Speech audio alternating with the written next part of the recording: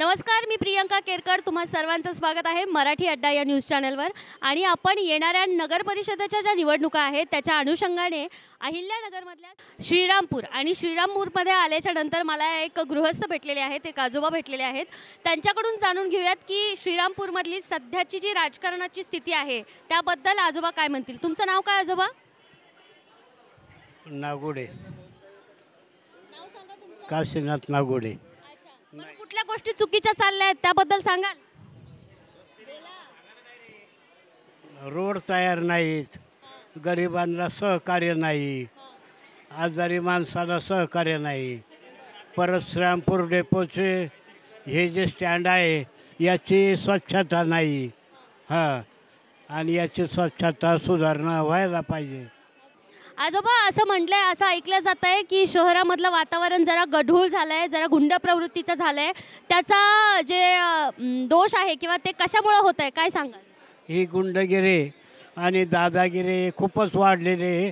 त्यात तरुण लोक जे आहेत, तरुण मुलं सुशिक्षित आहे, यांचं खास सुसंस्कृतीकडं लक्ष नाही. आणि त्या मुलांच्याकडं सुद्धा कोणत्या ग्रामस्थाचं किंवा नेत्याचं लक्ष नाही.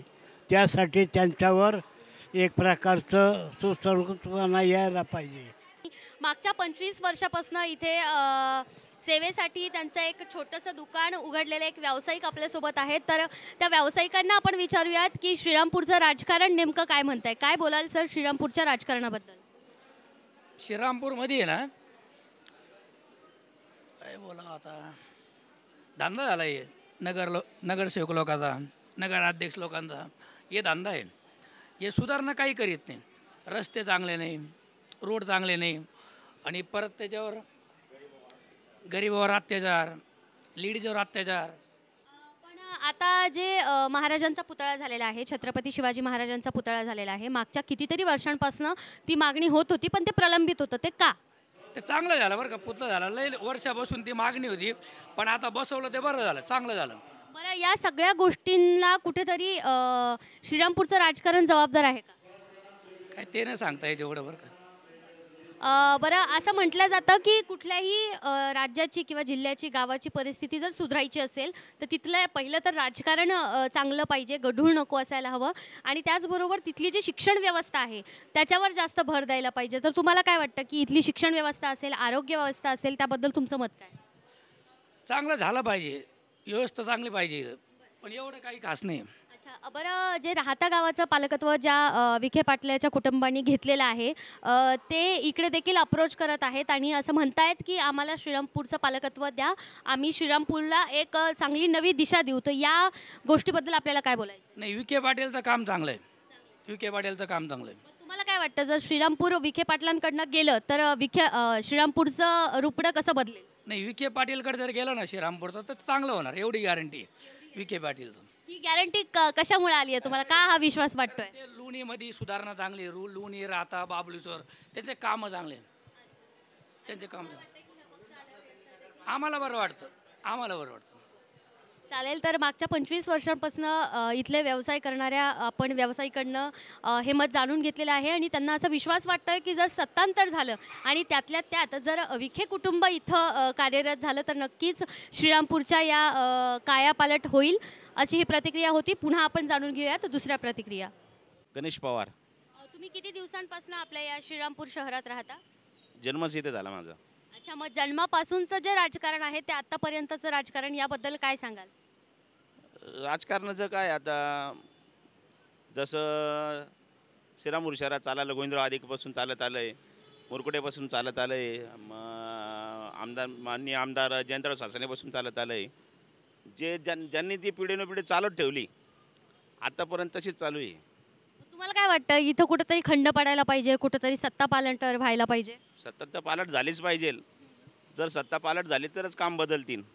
इथं रस्त्याचे कामं तसेच अडकलेले, बाकीचे कामं, परत तळ्याचे काम, साफसफाई काहीच नाही. नगरपालिकेचे कर्मचारी, हां, बस, बाकी काय नाही.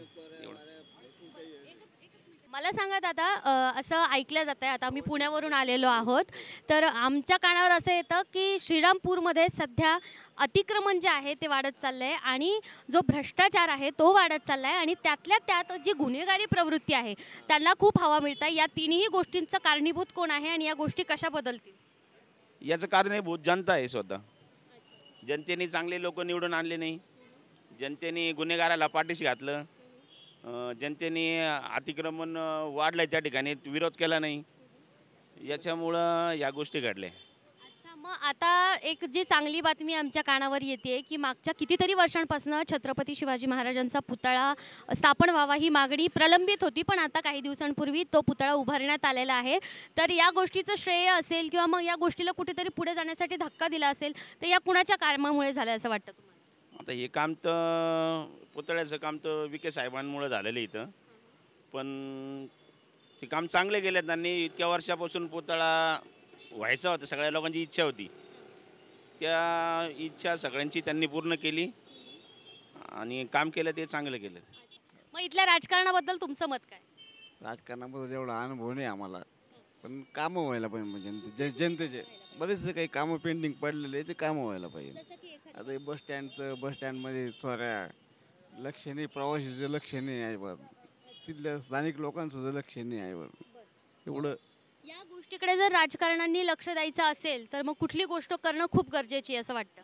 त्यांनी विचार करायचा आहे जे या बाबतीमध्ये. आम्ही काही बोलू शकत नाही. अच्छा, तुम्ही, मला असं वाटतं तुम्ही किती दिवसांपासून ऑटो चालवता? मला आता इथं 30-40 वर्ष आली. मग ऑटो चालवायचा असेल किंवा मग रहदारीचा जो मार्ग असेल त्याची कंडिशन कशी आहे? रोडला बरेचसे खड्डे वगैरे पडलेले आहे. आता ते भरपूर काही काम आहे, जर केले तर होतील, नाही केले तर काय. या गोष्टीचा तुम्हाला त्रास सहन करावा लागतो? हा, भरपूर त्रास सहन करावा लागतो. आणि पोट भरण्यासाठी आम्ही सिटीमध्ये येतो, या शहरामध्ये येतो. आम्ही रिक्षा चालक आहोत, हे आमचे सगळे रिक्षा बांधव आहे आणि आम्ही पण रिक्षा चालवतो. गेली 90-95 पासून आम्ही रिक्षा चालवतो इथे. मग आता तुम्ही उपजीविकेचं साधन म्हणून रिक्षाकडे बघता आणि तो व्यवसाय करण्यासाठी तुम्ही इथे येता, तर तुम्हाला कुठल्या कुठल्या गोष्टीचा सामना करावा लागतो? बऱ्याचशा गोष्टीचा सामना करावा लागतो मॅडम. आणि इथे आता समजा आम्हाला पहिले तर सामना रस्त्यापासूनच सुरुवात होती आमची, श्रीरामपूरच्या शहरापासून. कारण आमची रिक्षा चालते म्हणजे रस्ता जर चांगला असेल तर रिक्षा चांगली चालेल, रिक्षाचं काम निघणार नाही, आम्हाला खर्च वाढणार नाही. रस्ते चांगले असले तर आमचं प्रपंचाला हातभार पण लागेल, जेणेकरून आम्ही हा व्यवसाय करतो आणि व्यवसायातून आम्हाला जो पैसा मिळेल तो घराच्या उपयोगासाठी वापरू शकतो आम्ही. मग हा जर रस्ता सुधारायचा असेल तर कुठली गोष्टी बदलल्या गेली पाहिजे? याच्यासाठी एक चांगलं नेतृत्व आणि चांगला विकासाचं काम करणारा नेता असावा. तुम्ही बेसिक ज्या मूलभूत गोष्टी आहेत ज्यामध्ये रस्ता, पाणी, वीज हे येतं त्याबद्दल तर तुम्ही बोललाच, पण अशा काही गोष्टी कानावर येतात की श्रीरामपूरमध्ये गुन्हेगारी प्रवृत्ती जास्त वाढताना दिसतीये किंवा मग भ्रष्टाचार वाढतोय किंवा मग अतिक्रमणाच्या गोष्टी आहेत, याबद्दल तुम्ही काय सांगाल? खूप महत्त्वाची गोष्ट आहे. भ्रष्टाचार, अतिक्रमण ह्या गोष्टी इतक्या मोठ्या प्रमाणात आहे इथं.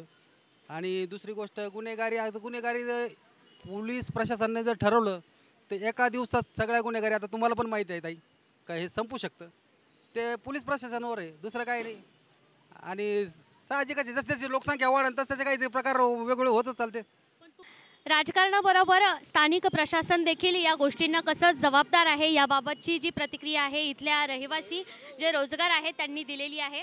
तर आपण बघत होतात मराठी अड्डा, यावर श्रीरामपूरच्या नगरवासियांचं जे जनमत आहे ते आपण ऐकून घेतलं. आपण पुन्हा भेटूयात. बघत रहा मराठी अड्डा.